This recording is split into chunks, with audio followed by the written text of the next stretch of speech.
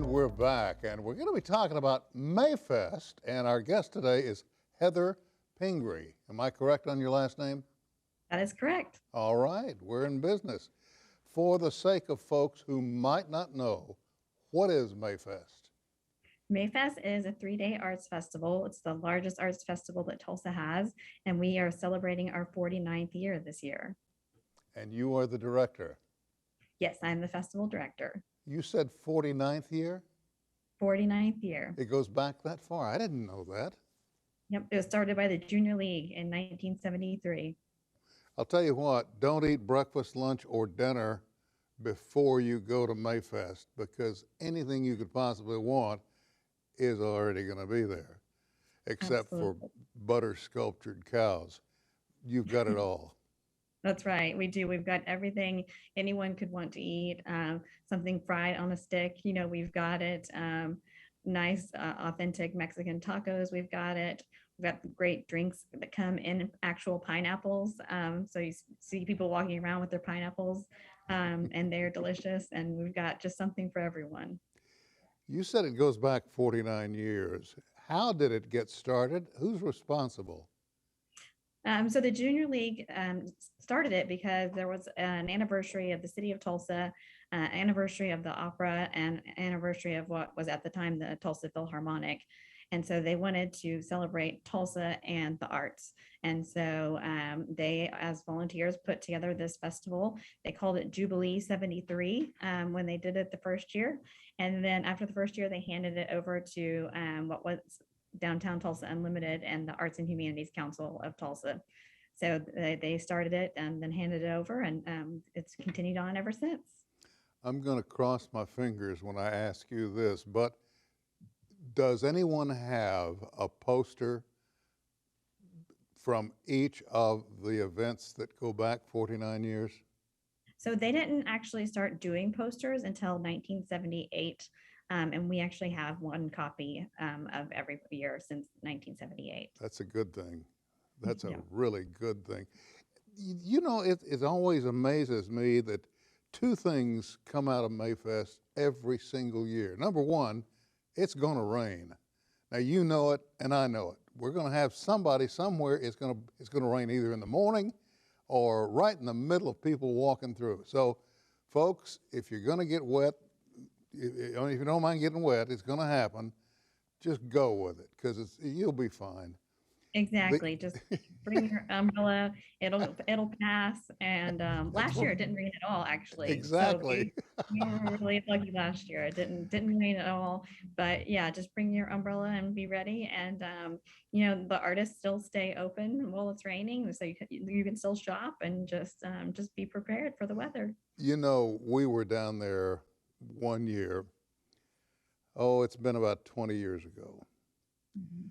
and had a remote controlled vehicle, a car, small one, that had a camera in it. And we walked behind the camera and the car, and the director just moved it around everywhere he wanted to.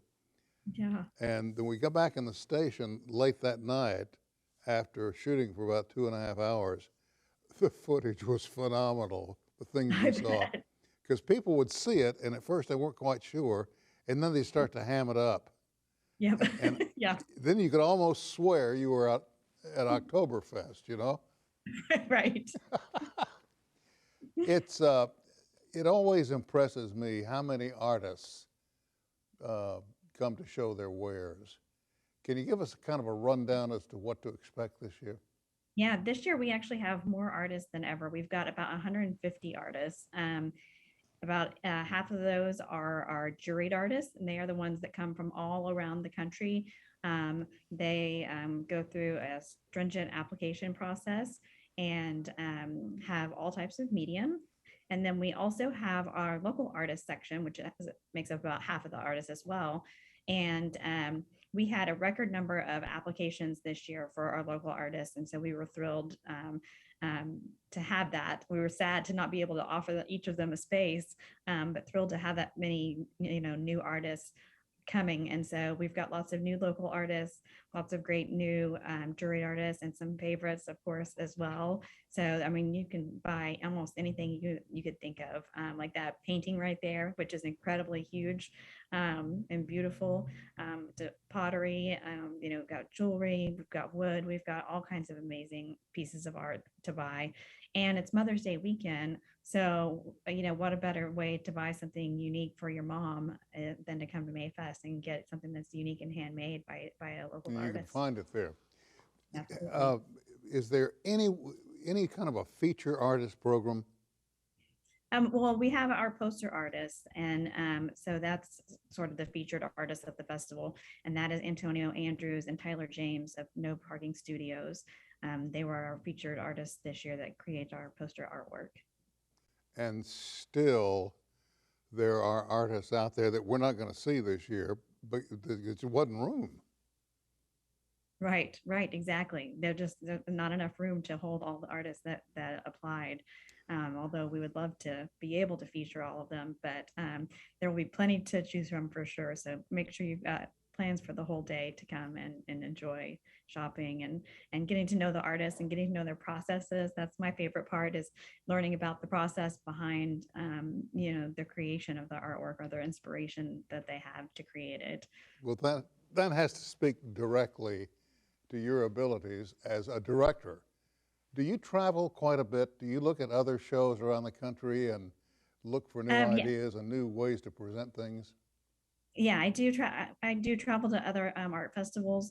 I'm also part of a group called the International Festivals and Events Association, and we have a group of just art festival directors. And so we all communicate with each other too, throughout the year, and talk about best practices or things that we tried that didn't work, that somebody else might be thinking of doing, and or might be thinking of doing a different way, because it didn't work for us.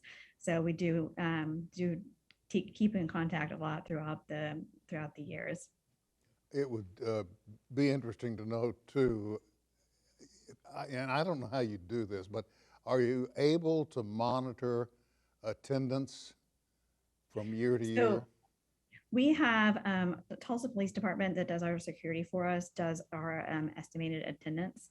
And so they estimated last year at about 125,000, which was up from 2019, which was about 100,000. So last year was really busy. It was, people wanted to get out. It was the first festival really after COVID had the surge had passed, and so people were eager to be outside and able to do something in the community. And so we had an incredible attendance last year.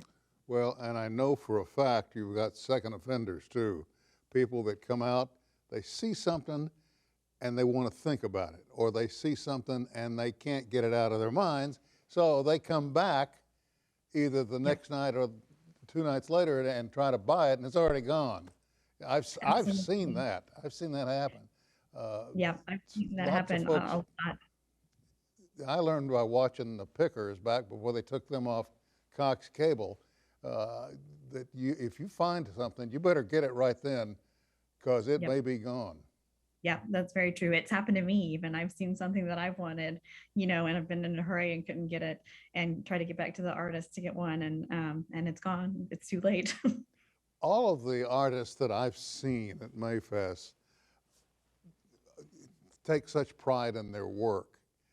Occasionally, you will find an artist that's the kind of, I don't care if folks like it or not, that's my art and I'm sticking to it. Do you Right. have many artists come in that are like that? We've got some, not a whole lot. We call them the ones that sit in the back of the booth, that they just sit back there and they don't try to engage the audience or communicate with the guests.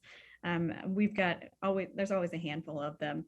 But for the most part, our artists are all, engaging, wanting to talk to the public, wanting to talk about their art and tell their story. You know, the one thing we haven't done, and we need to do it now, because I want to do it again at the bottom of our get together. When is Mayfest? It's May 6th through 8th. It's Mother's Day weekend. And what are the hours? The hours are Friday and Saturday, 11 a.m. to 11 p.m. And then Sunday is 11 a.m. to 6 p.m. Is there a charge just to get in? It's free to attend. Say it again, please. It's free to attend. So So folks no, can just come and go at will. yep, Wh- no charge to enter. Where will it be? We are located in the Tulsa Arts District and Historic Greenwood. So we are on Reconciliation Way, all the way from Boston to Elgin. And then we take up a little bit of Elgin, Detroit, MLK, and Boston as well. Heather, in all your travels, do you encounter an artist or a craftsman that perhaps you haven't seen work like theirs before and you maybe invite them in, or is it all local? No, we absolutely do that at other festivals. We see something that's really unique. We tell them about Mayfest. We ask them to apply to the festival, come and participate. And we've had a couple, that do that, which is always exciting when that happens. There was one on Earth in particular that I saw at the Des Moines Art Festival, which is an incredible art festival, incredibly well run, and just amazing artists. And I haven't been able to convince him yet to apply for Mayfest. He's got another show that same weekend. But I would love for him to be here. He makes amazing wooden sculptures of fruit that looks like glass. I was just sitting here remembering when Johnny Carson once had a woman on with potato chips that looked like things, and I thought, no, we wouldn't go there. Let's take a look. We got about a minute and a half, and let's see the poster if we could. And could you tell us a little bit about it? Who designed it? Yeah, so it was Antonio Andrews and Tyler James. They collaborated there with No Parking Studios, which is an art collaborative here in Tulsa. And it's called Black Oklahoma, and it's representing the Black Native American heritage that Oklahoma has. And also, showing the earth, representing the future. And they wanted to make something that would really stand the test of time and still be here and be relevant long after they're gone. That's really nice. I do like that a lot.